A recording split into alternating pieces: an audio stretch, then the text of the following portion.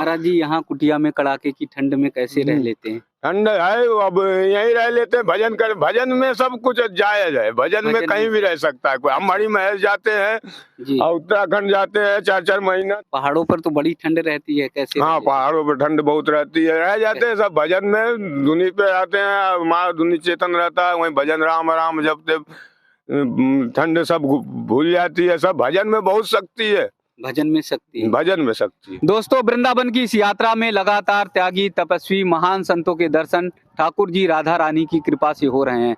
हमारे देश में संतगण ऋषिगण त्याग और तपस्या की प्रतिमूर्ति हैं। जंगलों में तपस्या करते हैं, कठोर साधना करते हैं, तो कहीं कुटिया बनाकर त्याग और तपस्या में लीन रहते हैं। अगर उनका ज्ञान आप देखेंगे और उनका अध्यात्म अगर देखेंगे, उससे जुड़कर उनका आशीर्वचन चाहेंगे, तो अध्यात्म और ज्ञान से भरे हैं। जीवन दर्शन का इतना बड़ा रास्ता, इतना बड़ा मार्ग दिखाएंगे जो आपको बहुमूल्य कीमत चुकाने के बाद भी नहीं मिलेगा।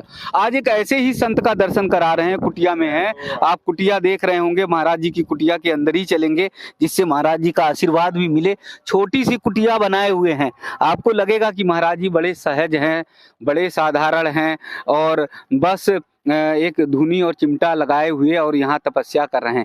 लेकिन जब महाराज जी का ज्ञान, महाराज जी की वाणी आप तक पहुंचेगी तो आप सब भी अलौकिक हो जाएंगे, आप सब भी आश्चर्य में पड़ जाएंगे। महाराज जी ने भले ही डॉक्टरेट नहीं की हो, पीएचडी नहीं की हो, लेकिन हमारे संत महात्मा जो त्याग अध्ययन अध्यात्म करते हैं वो सबसे बड़ा होता है। महाराज जी राधे राधे। राधे राधे, जय श्री राधे। राम कृपा बिन सुन खगराई, अजान न जाए राम प्रभुताई। अजाने बिन नहीं होए प्रतीति, अब बिनु प्रतीति होए नहीं पीति। काहे चिंता करत हो, काहे का भय तोय। जीव अमर ना मरत है, ना यह पैदा होए। अजो हुआ अच्छा हुआ, होनहार सब होए। अबीता समय विसार दे, आगे जाने न कोय। रे मूर्ख अनजान तू, क्यों रोवे बिल खाए। और क्या तूने पैदा किया, जो सब दिया लुटाए। ईश्वर ने तुझको दिया, तेरा निज ना कोय। और जो दिया उसने लिया, तू काहे को रोए। रे मूर्ख अनजान तू, क्यों रोवे बिल खाए। रोना बिल खाना ये इंसान के लिए सत्य नहीं है जी।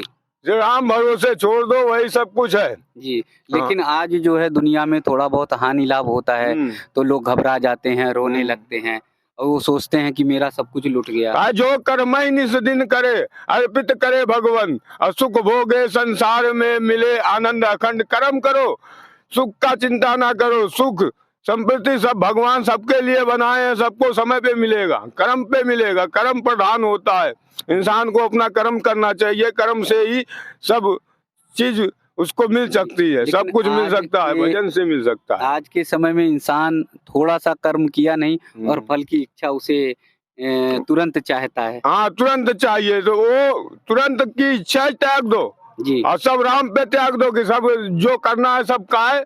बिना करे मैं सब करूं, बिना करे सब होए। कर्म कोई संसार में बांध सके ना कोई, कर्म का बंधन कोई कर नहीं सकता जी। और बिना करे भगवान ही सब करता है। जब सब वही करता है तो हम क्या कर सकते हैं, हम कुछ नहीं कर सकते। लेकिन अभिमान और घमंड तो मनुष्य को रहता है कि सब कुछ हम ही करते हैं। हाँ, तो अभिमान किसी का नहीं चला, अभिमान रावण का खत्म हो गया जी।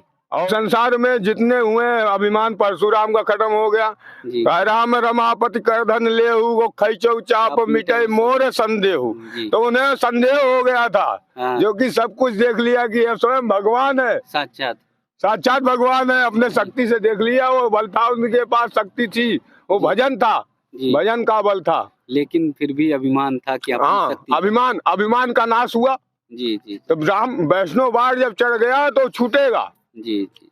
तो घमंड किसी का नहीं चला संसार में जी। अब भजन करो, भजन में विश्वास रखो, सारी मनोकामनाएं पूरी होंगी जी। जय जय श्री राधे। लेकिन महाराज जी, जिसके पास भी थोड़ा बहुत संपत्ति धन दौलत हो जाता है तो वो सोचता है कि ये सब मेरा है और उस अभिमान में, उस घमंड में वो चूर हो जाता है। हाँ, जी। तो घमंड इंसान को माया जो है घमंड में डाल देती है।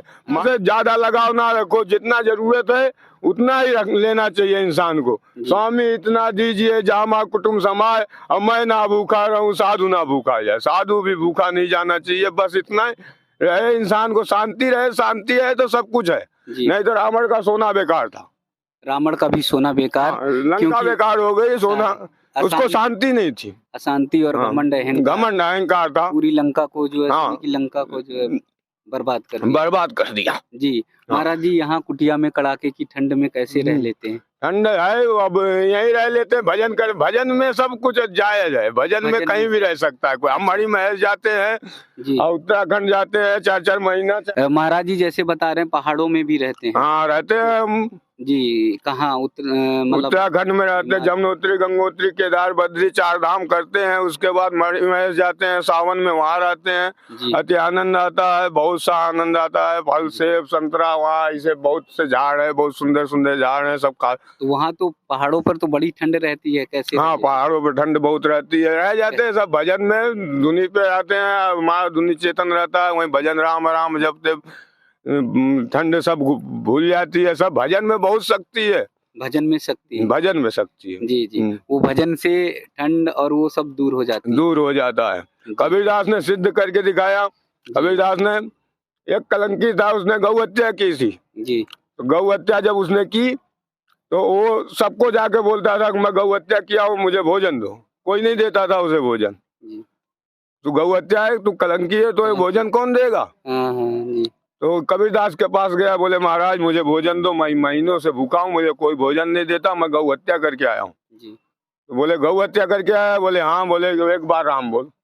उसने एक बार राम बोला जी। सो उसको ले गए कुटिया में, स्नान कराए, भोजन कराए चक्का आनंद से। तो ये बात इलाहाबाद तक संतों में पहुंच गई, वहां से चले आए सब संत। बोले महाराज तुमने बहुत बड़ा अनर्थ कर दिया। बोले क्या कर दिया? बोले कुटिया को अशुद्ध कर दिया जी। बोले क्या कर दिया हमने ऐसा? बोले वो गौ हत्या किया है, उसको ले गए कुटिया में, भोजन कराए, उसको कोई भोजन नहीं दे रहा है, कुछ नहीं दे रहा है जी।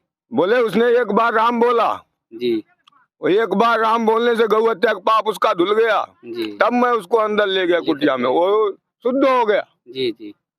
तो बोले हमें कैसे विश्वास हो? हमें तो विश्वास नहीं होता कि एक बार राम बोलने से गौ हत्या का पाप धुल जाए जी।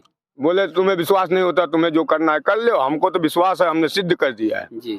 बोले चलो हरिद्वार। हरिद्वार ले गए, पीतल का लड्डू बनवाए जी। 1 थाला लड्डू जी।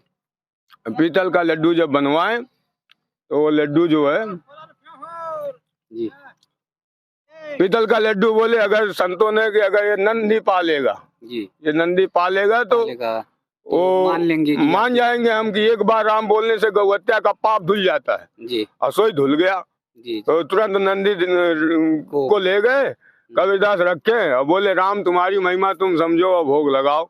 तो नंदी मुंह लगाते ही पूरा पा गया उसको। अच्छा, जय जय श्री राधे हो गया। हाँ सबको विश्वास हो गया जी। तो महाराज जी ये बता रहे हैं कि राम के नाम में जो है इतनी शक्ति है, इतनी ताकत है कि अगर आप जो है कहीं पर भी कहीं कोई भूल बस आपसे अपराध होता है तो उसे भी माफ़ कर देते हैं। देखिए हमारे संतगढ़ कैसे कुटिया बनाकर और जंगलों में, वन में, पहाड़ पर, पर्वतों पर रहते हैं। महाराज जी ने एक बहुत बड़ी बात कही कि भजन में बहुत बड़ी शक्ति है, जो आपको ठंड नहीं लगने देगी, जो आपको गर्मी नहीं लगने देगी और साथ ही आपको सारी बाधाओं से दूर करेगी। तो आइए एक रस हो जाइए, एक साथ चलिए और सब लोग हम सब मिलकर भजन करें, भारत को एक शक्तिशाली देश बनाएं, सनातन संस्कृति की ओर लौटे। महाराज जी की एक बार कुटिया का दर्शन दिखाएंगे। देखिए यही छोटे मोटे जो पात्र हैं, बर्तन हैं, वस्त्र हैं, इन्हीं पात्रों में प्रसाद ग्रहण करना पाना।